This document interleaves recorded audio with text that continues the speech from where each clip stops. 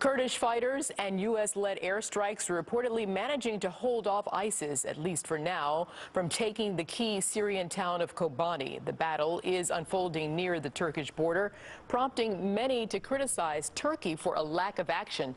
This despite having tanks and troops apparently lined up and ready to go. Bringing in now Jonathan Schanzer.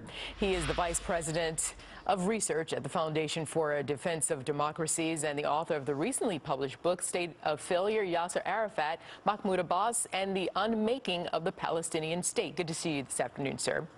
Thank you. So, the U.S. sees ISIS as the bigger threat. Turkey sees Assad as the bigger threat. Would you say the real issue lies somewhere in between? Well, I think that's right. I mean, I think the Turks have a point here in noting that Assad is a huge problem, that Syria under his reign is a state sponsor of terrorism. They've housed Hezbollah and Hamas and Palestinian Islamic Jihad, and of course they've slaughtered 200,000 people over the last several years during this civil war. But at the same time, what the Turks are doing right now is saying that unless we tackle the Assad problem, which of course the president has been loath to do, then Turkey's not going to come in, and they're not going to save Kobani, and they're not going to do the right thing and stave off a slaughter. And so they're basically holding out this slaughter as blackmail against the international community.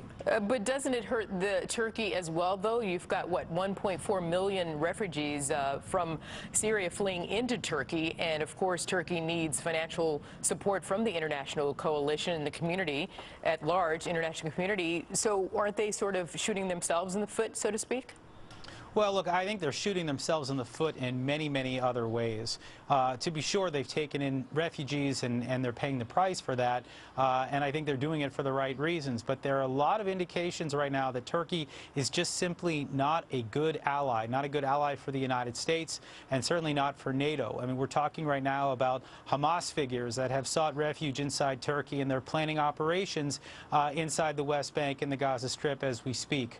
We're talking about leaving the border open so that ISIS could go back and forth, and we've heard reports of ISIS fighters being hospitalized at their headquarters and fundraising nodes inside Turkey.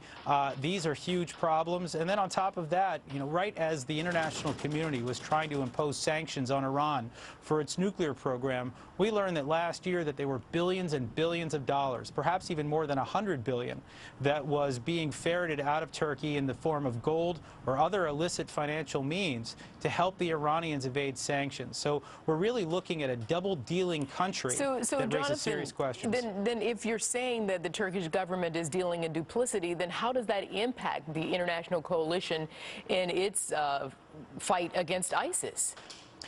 Well, look, we are begging right now the Turks to join us. And meanwhile, we've had the Jordanians, the Emiratis, even the Qataris, who are also double dealers, by the way. They've all joined the coalition. The Turks are the big holdout. They're saying they're not going to fight alongside us. It's just an indication right now that they're just simply not on our side. They may not be on ISIS's side. They may be. We just don't know. But it's very hard to triangulate with these guys right now to figure out exactly where they are. But again, how does that impact the fight against ISIS? Oh, well, it's going to make us weaker. I mean, already we can't fly sorties out of Incirlik, which is our major airbase, major NATO airbase in Turkey. And so we've got to have flights that are coming out of places like Erbil in Kurdistan or in Jordan, or perhaps even as far away as Qatar and beyond, because we can't fly from the airbase that's the closest to the front.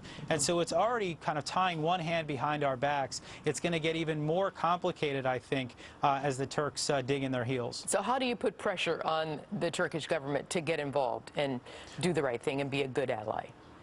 Well, look, I think we should have been raising a lot of these issues a long time ago, these issues of Iran and Hamas and their border challenges with ISIS. I think we need to start thinking about sanctions. I think we need to talk about withholding some of the military aid that we provide them. There are some pressure points that we have with the Turks. The problem is that up until now, over the last several years, we've just decided that they're too valuable of an ally to even challenge, and this has emboldened them along the way. And it seems that ISIS is getting emboldened as well. Give me 20 seconds on this. Do you think we're at a really critical point here?